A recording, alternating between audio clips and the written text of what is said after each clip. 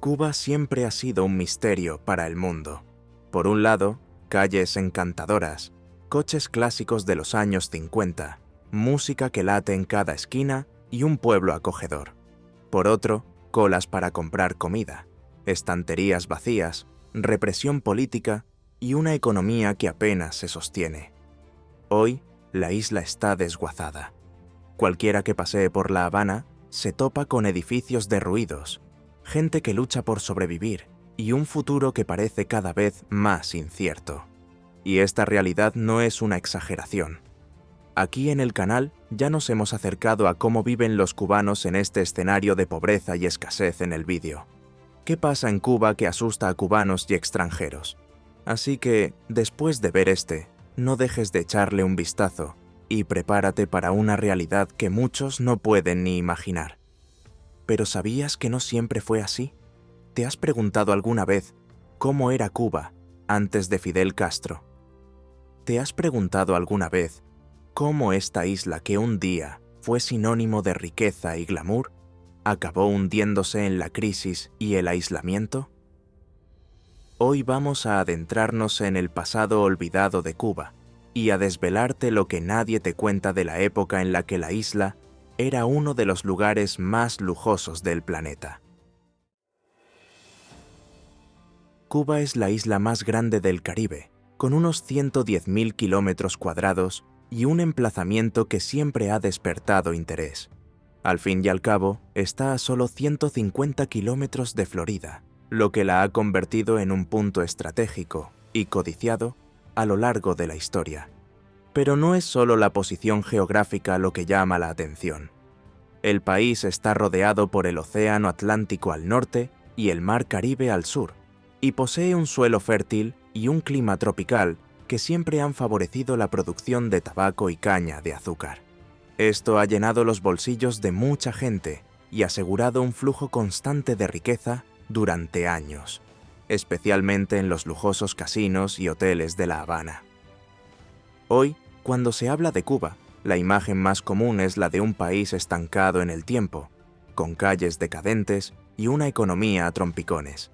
Pero lo que poca gente sabe es que antes de 1959, La Habana era sinónimo de lujo, sofisticación e interminables noches de glamour. La pregunta que queda en el aire es: ¿cómo cayó en la crisis y el aislamiento un lugar que antaño brilló tanto? La respuesta está en su historia, y eso es exactamente lo que vamos a desentrañar ahora. Para entender cómo era Cuba antes de la llegada de Fidel, vale la pena dar un paso atrás en el tiempo. Todo comenzó en 1492, con la llegada de Cristóbal Colón. La isla pronto se convirtió en un punto estratégico para las expediciones españolas y el comercio de riquezas con Europa. Pero, como en tantas otras partes de América, este descubrimiento vino acompañado de devastación. La población indígena fue diezmada por las enfermedades traídas por los europeos y por la explotación extrema. A lo largo de los siglos, Cuba encontró su fuerza económica en el azúcar y el tabaco, dos productos que hicieron prosperar la isla y atrajeron inversiones. Pero esta riqueza tuvo un coste brutal. Miles de africanos esclavizados fueron traídos a la fuerza para trabajar en las plantaciones, creando una sociedad marcada por las desigualdades. Por un lado, los aristócratas cubanos se enriquecían con las exportaciones. Por otro, los indígenas y los esclavos sobrevivían en condiciones inhumanas. A finales del siglo XIX, creció el deseo de independencia, y figuras como José Martí lideraron la lucha contra el dominio español. Martí se convirtió en un icono de la resistencia e incluso murió en combate en 1895. Pero la independencia no llegó hasta 1898, y con un detalle: se consiguió con la ayuda de Estados Unidos. Cuba se convirtió oficial y teóricamente en una república en 1902, pero esa independencia llegó con un enorme asterisco, y reconozcámoslo, no fue una independencia real. Estados Unidos conservó el derecho a intervenir en los asuntos de la isla siempre que lo considerara necesario, asegurándose de que sus intereses allí nunca se vieran amenazados. En otras palabras, salieron de las garras españolas para caer en las garras estadounidenses. Y, por supuesto, el dinero yanqui no tardó en empezar a moldear la economía cubana. Las empresas estadounidenses pasaron a dominar sectores estratégicos, especialmente el azúcar y el turismo, y La Habana se convirtió en uno de los destinos más codiciados del mundo. Y eso fue estupendo, al menos para algunos. Si hay algo que destaca de la Cuba anterior a la Revolución, es el glamour de La Habana. En la década de 1950, la capital vivía un auge turístico impresionante. Casinos lujosos, hoteles gigantescos, mansiones y coches desfilando por las avenidas eran una imagen habitual. Turistas adinerados de Estados Unidos, e incluso estrellas de Hollywood, acudían en masa a los clubes, atraídos por un destino exótico cerca de casa, y, sobre todo, sin las restricciones que existían en algunas ciudades norteamericanas, donde el juego y la bebida estaban prohibidos a determinadas horas. Y La Habana supo acoger a esta multitud. Hoteles ultramodernos, restaurantes de lujo, discotecas que han pasado a la historia y casinos donde las ruletas giran sin parar. Todo ello a orillas de un mar turquesa que dejaría con la boca abierta a cualquiera. El sobrenombre de Las Vegas del Caribe no surgió porque sí. Había tantos casinos que la mafia estadounidense acabó instalándose allí y amasando una fortuna. Gángsters como Meyer Lansky se convirtieron en influyentes figuras entre bastidores en la isla, alimentando estrechas relaciones con el gobierno cubano. Y hablando de mafia, aquí en el canal ya hemos contado una historia que involucra nada menos que a John Kennedy y Frank Sinatra, mostrando el lado oscuro y poco publicitado de Las Vegas. Así que si quieres saber más sobre cómo el crimen organizado influyó no solo en Cuba, sino también en las bambalinas de Estados Unidos, no te pierdas este vídeo. El lado oscuro de Las Vegas, la ciudad más pecaminosa del mundo. Pero volvamos a Cuba. El barrio del Vedado, por ejemplo, fue un auténtico símbolo de aquella época dorada. Calles arboladas, edificios art déco y mansiones que recuerdan a Miami. Las familias de élite construyeron palacios inspirados en la arquitectura europea, mientras la clase alta cubana acudía a bailes de gala, clubes exclusivos y campos de golf. Si hoy los turistas encuentran encantador ver coches de época circulando por La Habana, entonces eran lo más moderno que había. La isla tenía el mayor parque automovilístico per cápita de América Latina y presumía de uno de los mejores índices de desarrollo de la región. Cuba no solo destacaba por su ostentación. Las cifras de la época muestran que el país estaba entre los líderes de América Latina en renta per cápita, consumo de carne de vacuno y número de televisores por habitante. Para muchos era un modelo de éxito, pero eso era solo una parte de la historia. La frase, cuando sube la marea, todos los barcos flotan, no se aplicaba a Cuba. En la práctica, la subida de la marea solo benefició a un sector de la población. Mientras algunos vivían en el lujo, muchos ni siquiera podían escapar de la pobreza, especialmente en el interior del país, donde las desigualdades eran flagrantes. Y fue en este contraste entre riqueza y miseria donde el terreno empezó a ser fértil para un movimiento que cambiaría para siempre el destino de la isla. Mientras en el centro de La Habana las élites festejaban hasta el amanecer, el campo contaba una historia completamente distinta.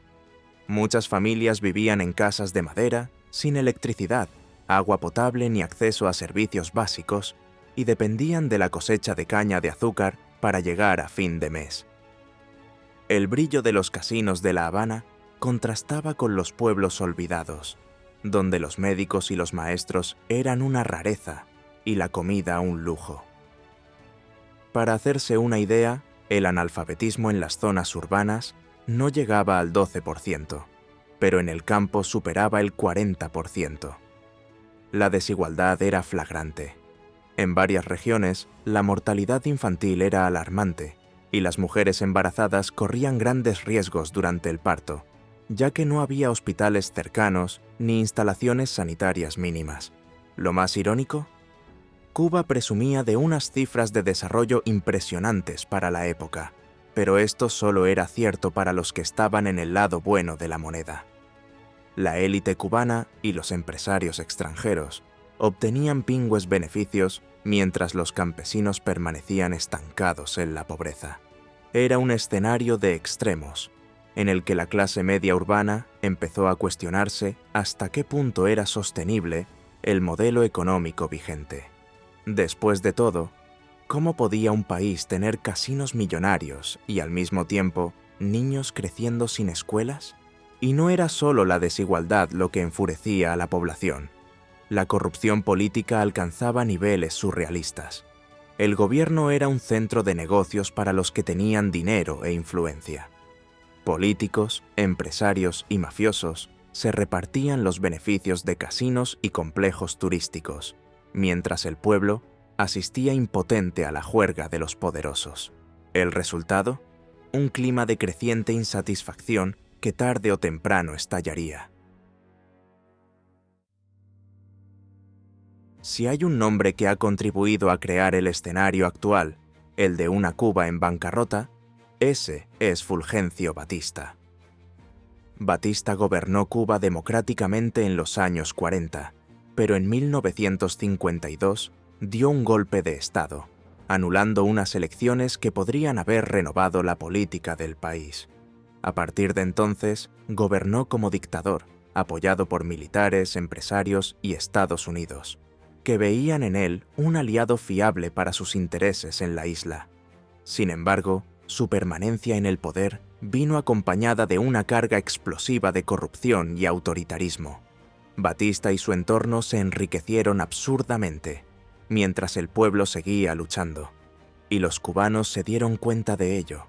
El gobierno de Batista se convirtió en sinónimo de negocios turbios, represión y favorecimiento de los más ricos. Aunque mantuvo el apoyo de sectores influyentes, la clase media urbana y los campesinos pobres llegaron a ver en él el principal obstáculo para cualquier cambio real.